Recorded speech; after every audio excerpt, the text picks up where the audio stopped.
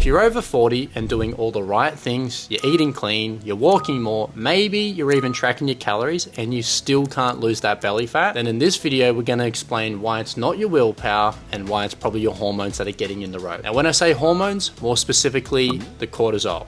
Now if you don't know, cortisol is your body's main stress hormone.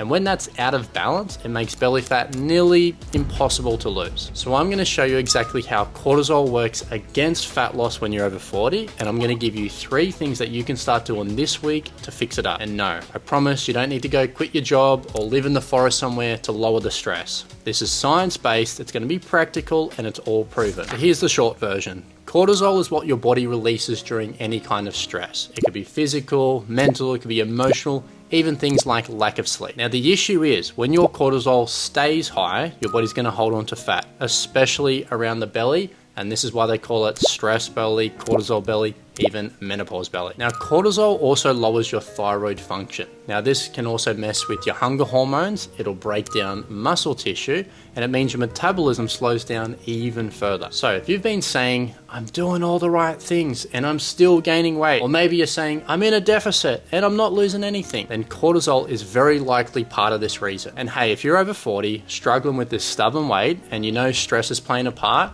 I'm going to put an application link to our program in the description below. You can fill this out to see if what we do would actually work for you as well. So let's unpack this a little bit further. In a perfect world, cortisol is going to spike briefly, say in the morning where it's natural, or during a workout when there's a bit of a stress. But we then want the cortisol to come back down. But for most women over the age of 40, the cortisol levels stay elevated. Now, why does this happen? There are many reasons. It could be to do with your sleep. So if you're not sleeping through the night, let's say because of hot flushes or perimenopause or menopause symptoms, broken sleep leads to more cortisol. If you have chronic stress in your life, might be from work or kids, might even be looking after your aging parents, or it could even be the grandkids. There can be more stress. Things like overtraining, not a good thing when you're over the age of 40. Yes, there is such thing as too much high intensity interval training, because what it does is too much HIIT training or cardio, again, is going to raise the cortisol. And the most common one is undereating. Low calorie diets keep your cortisol elevated for longer periods of time. Now the thing with cortisol, it isn't just a stress hormone. It also triggers the liver to release glucose, which is sugar, into the bloodstream. And it does this every time your body thinks it's in danger. So when the stress goes up, your body's gonna release cortisol and you're gonna want more energy. But if you're not actually using that energy to run away from a tiger,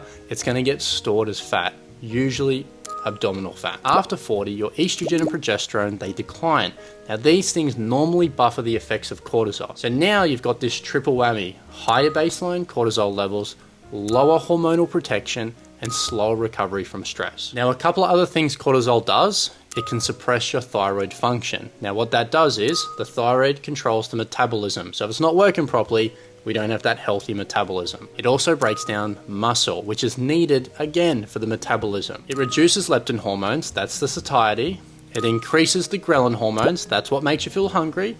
And this is why people tend to crave sugar and salt when they're stressed out. So if your belly fat feels impossible to shift, this is the loop you're probably stuck in. All right, now here are 3 proven strategies to break the cortisol fat loss loop. Number 1, we need to control your carbs, not cut them out completely. Carbs will naturally lower cortisol when they're used strategically. I would recommend a small portion of carbs at dinner time. What that is gonna do, it's gonna help regulate your cortisol and melatonin rhythm, and it's gonna improve your sleep. Do not cut your carbs out completely. That raises your cortisol and worsens your sleep. Number 2, swap high intensity interval training for strength training and walking. Now HIIT training is fine in short bursts, but when your cortisol is already high, intense cardio is just going to be like pouring fuel on the fire. Now what to do instead? Resistance training 3 to 4 times a week and doing some walking anywhere between 7 to 10,000 steps per day has been shown to lower the cortisol and improve insulin sensitivity. So we're looking for strength plus steps. It's very simple, it's very effective, but it's highly sustainable. And number 3, prioritize your sleep like it is going out of fashion. Imagine this is as important as your day job. So what we want from sleep, we want to sleep between 7 to 8 hours of deep sleep. Not waking up every night to go to the toilet, I'm talking sleeping through the night. Just focusing on good sleep is going to do more than a complete hour of cardio. Now we can support some good sleep with things like magnesium at nighttime, but also having a nice bit of protein and some carbs in your dinner.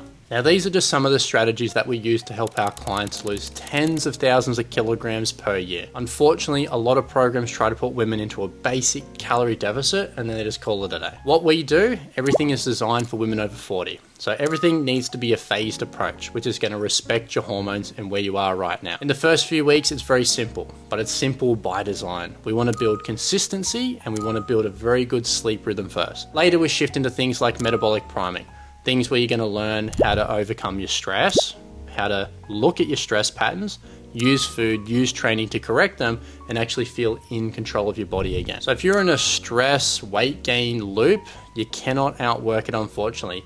You have to outsmart it with the right structure. Now, if this sounds like what you've been missing, check the link in the description. We'll put in a link to a form and let's see if we can help you as well. Because look, fat loss after 40, it's not about doing more. It's about doing the right things in the right order for the body you have right now. You are not broken. Your body's just running on a different playbook now. And the sooner you work with it, not against it, the faster results are going to come. Now, that's enough for today, and I'll see you in the next one.